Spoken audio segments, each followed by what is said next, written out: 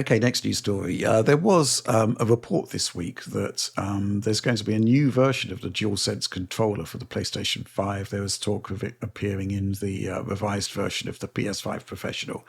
Yeah, this new controller, this new version of the controller, essentially a DualSense that had a replaceable battery. Now, initial reports were suggesting that it would be shifting to something similar to Xbox support for AA batteries, but it turns out that it's more likely to be simply a version of the existing battery that's more accessible and easy to switch over.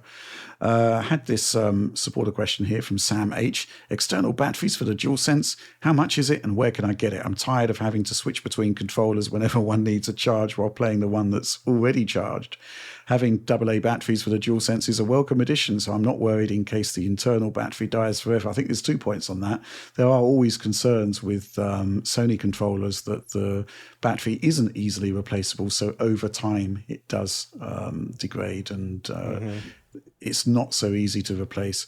Oliver, it looks to me here that it's more a case of trying to introduce that level of longevity as opposed to convenience while gaming. Yeah, I suspect that's the case, especially considering like these are rechargeable battery controllers. You just plug them in. There's no great hindrance to the use of the controllers like you might have with a 360 pad or an Xbox One pad with you needing to switch out or switch in these disposable batteries. I think in this case, it's a rechargeable unit, so it's much less of an issue there.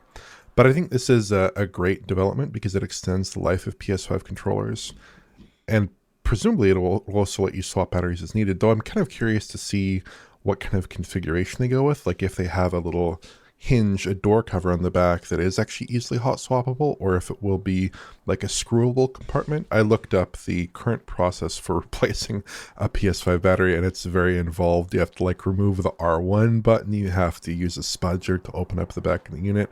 It's a whole ordeal here, so certainly any improvement in that respect would be very appreciated. My only concern here potentially would come down to capacity, because a sealed battery can be quite larger. It can be quite a bit larger potentially. Now, in a controller, I think Sony could probably find room for a larger cell because it is a more capacious design and typically less space efficient design, but it would still be probably smaller than a sealed-in counterfactual, so that is one concern. But I think in general, like kind of like we were talking about earlier, it just shows kind of some of the dynamics in the console sector, or at least in hardware. I think they have a strong incentive to extend device longevity.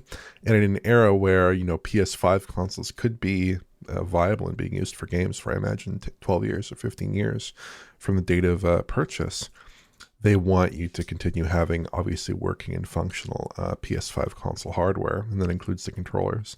And yeah, on like the PS3 end of things, at least, those controllers are all gone at the moment. You have to swap out the batteries pretty much universally on that kind of older class of hardware. I think that's what Sony is trying to prevent here. Yeah, I guess my only concern about this is uh, whenever I'm looking at Amazon, I see a whole bunch of like replaceable batteries. And whenever I buy a third party one, it seems to be the case that it's actually not very good, not as good as the original. Every time. So, and obviously the choice there is, okay, well, I'm going to definitely get an officially branded one, and they cost like 2 to 3 times as much. Anyway, that's just like my sort of gripe on that. John, what do you think? I mean, yeah, I think it's great. We need anything to improve long-term usability of these products is good, I would say. Because, yeah, like batteries don't last forever, obviously. We're seeing early DualShock 3s, or I guess, was it 6-axis controllers have certainly reached that point, right? Mm-hmm. But they were still replaceable internally. But like, that's why I've always argued that I liked Microsoft's approach with the AA battery, because you could still swap in a battery pack for charging, but you always had this option to just throw in some AA's, which is super useful if you've not touched a controller in a while and you just want to play some games. Actually, though, the worst though, and conversely, even though you can change the pack, the freaking Wii U, man, you can't do anything with that stupid tablet.